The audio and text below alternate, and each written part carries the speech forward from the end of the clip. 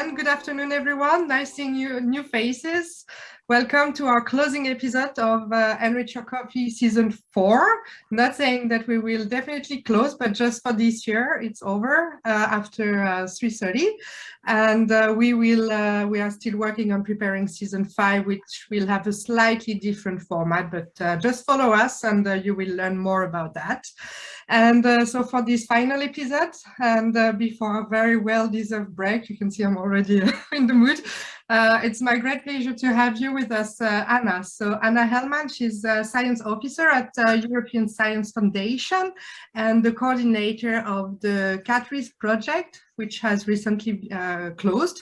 But we're still very interested to learn about the achievements of the project and discuss with you, Ana, the importance to promote interactions between research infrastructures and the private sectors, both as a service provider and as a user. We see a lot of similarities with what we do in Enrich, and we already discussed that. So very impatient to hear about you. But just before, as usual, I invite everyone to turn on their cameras and bring your cap, whatever you have. The new ones you can. We will send you caps, so just send us your email, your address. And smile. I think it's Chiara today who will take the picture. Oh, we have Maria just coming right on time. So Chiara, I give you the counting. So 1, 2, 3. Thank you so much. Thank you. Thank you. So Ana, the screen is yours. Okay, thank you. So I will do my best to start sharing the screen, and if you can just confirm that everything is fine. Just a second, it's a little bit slow on my end, I know that. Okay, is it good now? Perfect. Okay, so thank you very much for joining this coffee today, and for Anne-Charlotte for inviting me to present indeed the results, so the outcomes of the CatRIS project. And more specifically, I will try to make some links between the work that we have done within CatRIS and how this type of activity can promote relations between industry and research infrastructures. So I am a science officer working at the European Science Foundation based in Strasbourg, France. So you are very welcome to come and visit us as soon as possible. And I will tell you indeed about our experience in building a catalog of research infrastructure services. So CatRIS is a project. It's a EU-funded project that had a duration of two and a half years. It officially ended in June this year, but activities are ongoing. And it's a relatively small coordination and support action, which had as a main objective to build a portal that will provide access to a catalog of services provided by research infrastructures, but more broadly also core facilities and other types of shared scientific resources. So the language here, in a way, it's important because it shows that we are really inclusive in terms of what we include in our catalog. So it's not just big S3 type research infrastructures, but also smaller scale institutional facilities. And it's a bottom-up initiative, meaning that we were really relying on service providers' infrastructures to populate the catalog. And we did that really with an inclusive approach. An important element I need to mention is that by design, our work is fully interoperable with the European Open Science Cloud catalog of services. If I have time, I may tell you a little bit more at the end how we have implemented this. So as a result, at the end of the project, we have more than 600 services onboarded, registered from over 130 service providers. Now, the objectives of the project were quite ambitious, maybe too ambitious, but I would say that our primary goal was to really help research infrastructures to gain additional visibility for their services, And by doing that, we have managed to achieve some other objectives, like finding out what are the good or best practices in terms of how services can be described. We, of course, try to work a lot on avoiding duplication of work. And this, in our technical language, means working on interoperability. Again, I can tell you a bit more about that as well. But we see that as a result, we really achieved broad access to a broad network of research infrastructures in all fields of science. And I will show you this a bit later. In terms of benefits, this is something we have consulted on a lot with the community in the early stages of the project about the needs and expected benefits. And it's really mostly about improving the discoverability and visibility of services, attracting new users.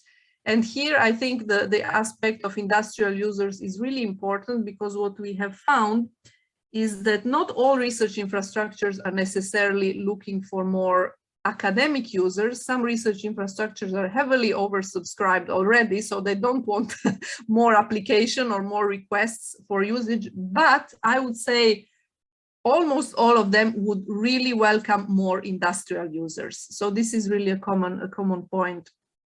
And again, a compatibility with what is done with EOSC within the EOSC catalog, it was seen as an important point, and to promote collaboration and networking. In terms of users, again, this is something we have worked on with the community of users to try to find out what are their needs. And it's really about being able to access and to discover information about available services in a kind of harmonized and standardized format, find information about the conditions for access, and then as needed contact directly service providers for access and additional information.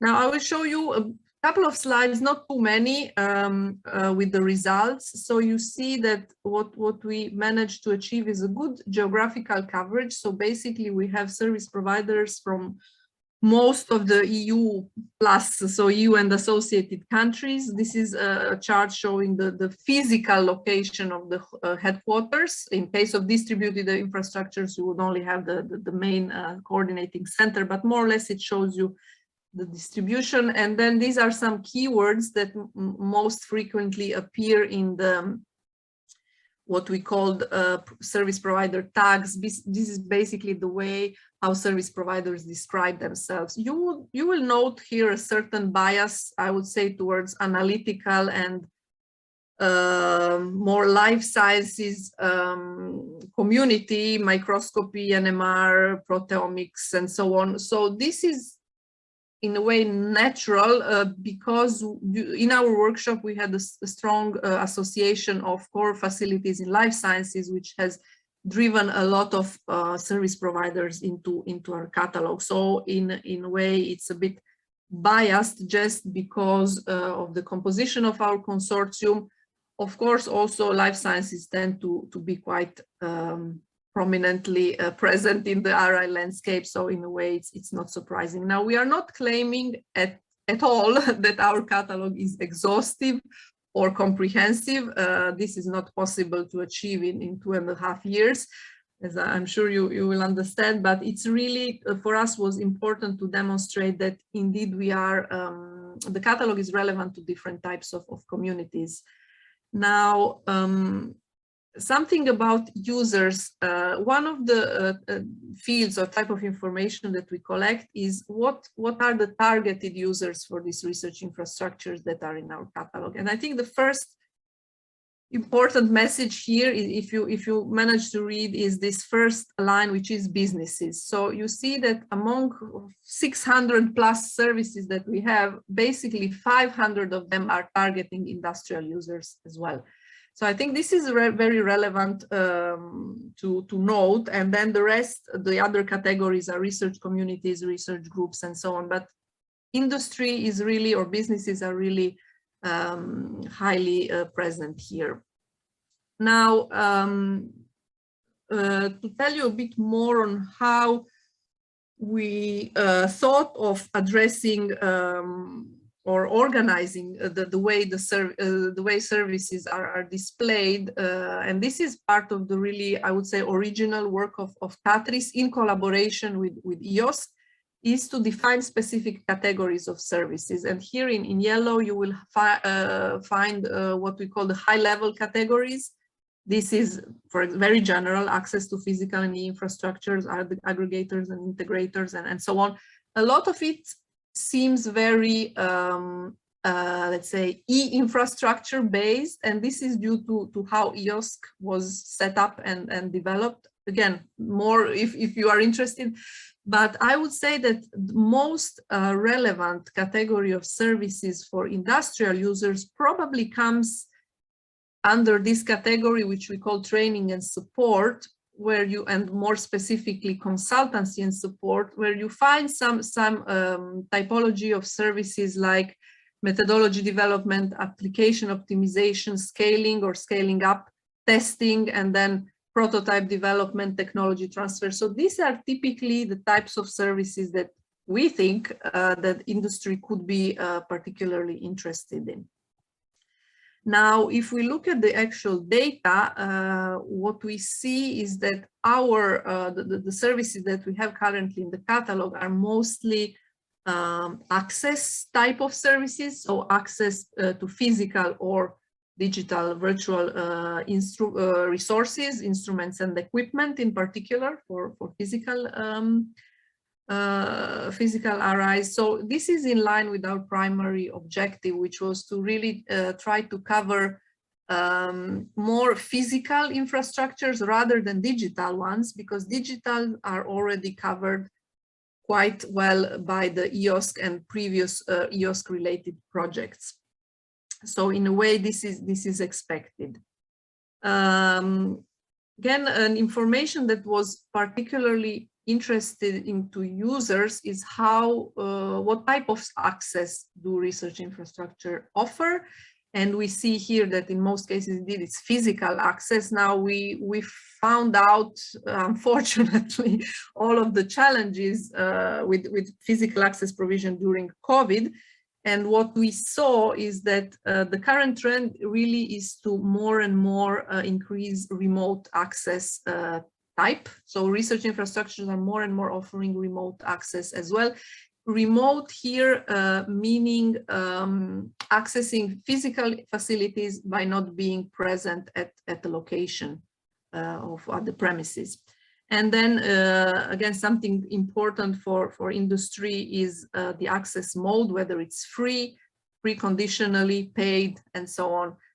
This is, again, something that can be discussed. Research infrastructure usually have different access modes for different types of users. So in case of academic users, the access may be free, which doesn't mean that it doesn't cost anything, but the user is not paying. And for industrial users, often it is paid directly by the users. Again, in the catalog, service providers can indicate these different types of access for different types of users. Now, what I would like to mention, and I hinted to it at the beginning, is there are a lot of catalogs around. Currently, we are very well aware that we are not the only catalog of services. On the contrary, there are catalogs that are covering specific thematic fields, regional catalogs. Some countries have, or some funding agencies also have catalogs of research infrastructures that they support.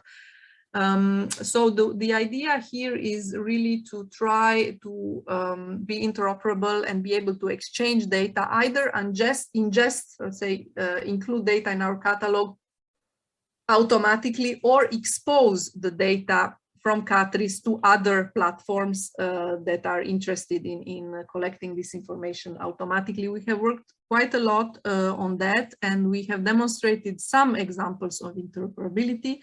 For example, with the EMBRC, the European Marine Biology Research Infrastructure, they have imported all of their services from their database into CatRIS automatically via APIs. We have been working with light sources and synchrotrons from the Way for Light database Same thing, to have these two catalogs or two databases exchanging information.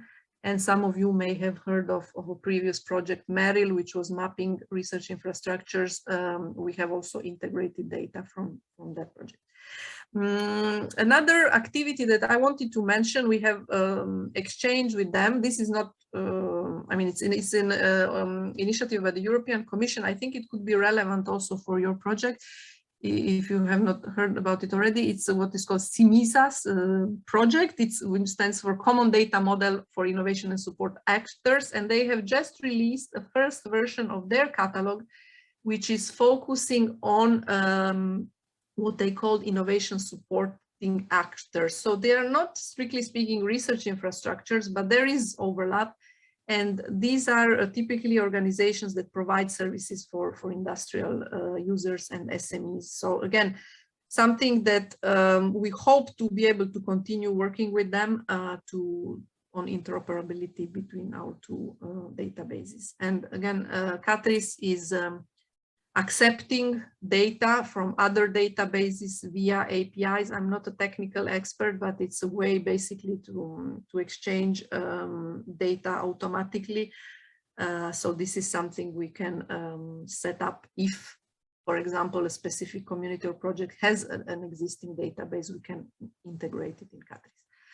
Now, Anne-Charlotte mentioned we have ended the first, hopefully in a series of CatRIS projects, and we are now working with the Commission services, the Horizon Booster, to further develop our business plan and exploitation strategy. We have defined what are exploitable results. The list is quite long, but the way we see CatRIS today is really a proof of concept. So we have demonstrated that the catalog, well, first of all, is been built, that it works, that there is interest from the community.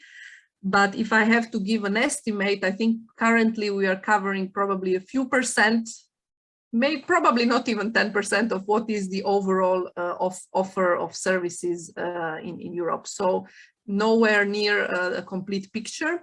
What we need, of course, is some institutional support and additional funding to continue our activities. This is not new.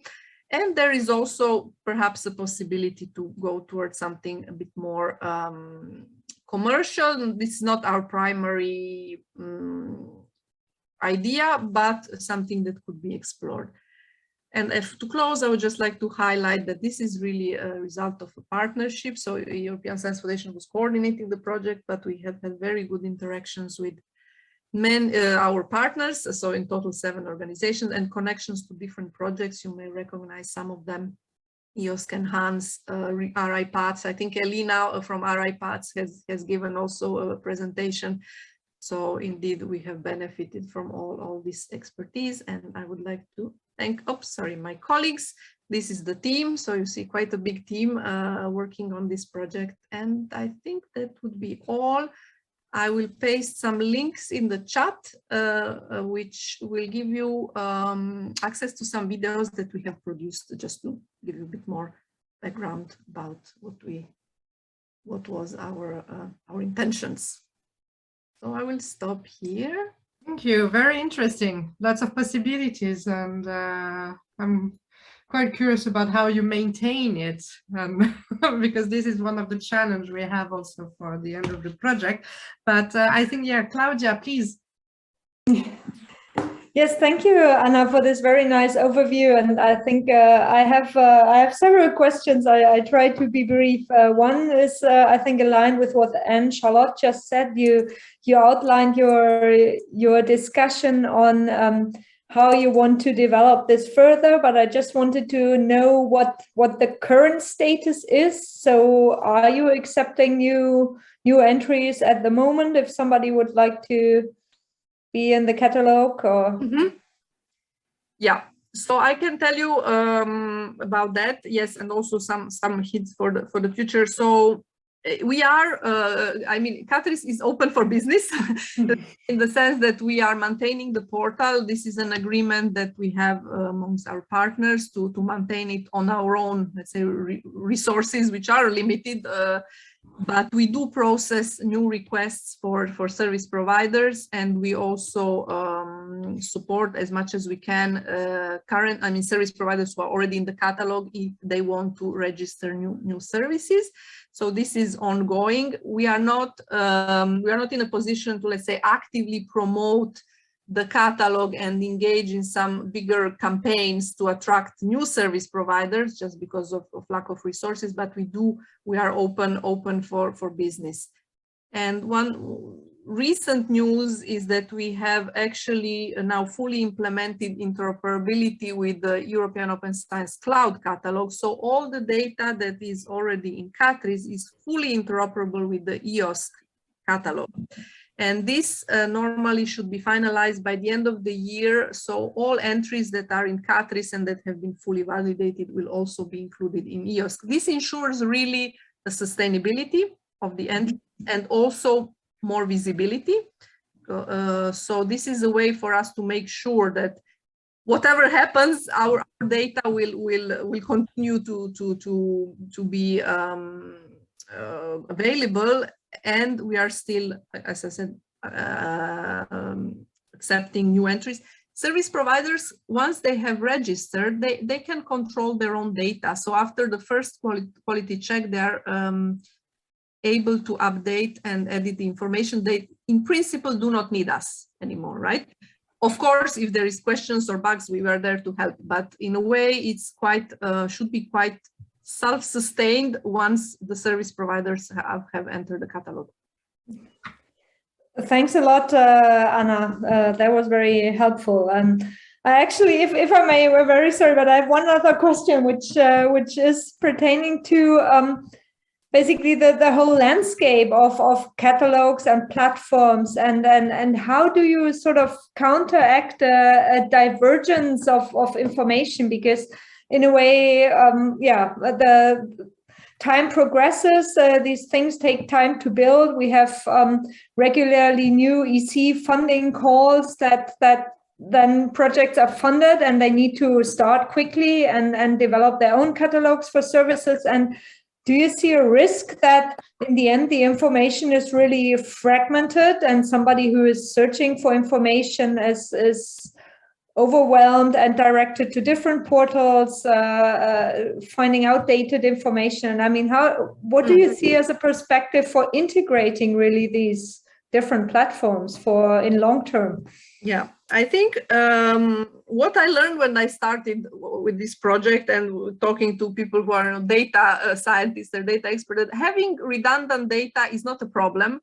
Actually, it's a good thing, but let's say, provided that the different systems talk to each other. So I think the key here really is to try to work on interoperability, meaning that if you want to build, or if you need to build the catalog because your project asks for it, that's okay. But what one should try to do is to see how this catalog can be made interoperable with other catalogs that are out there and that are relevant for the same community, whether it's the European Open Science Cloud, everybody is talking about it now, or some other catalogs, because the additional resources to make this interoperability work are actually not so huge. It takes much more time to build the catalog than to make it interoperable with other systems. This is our experience.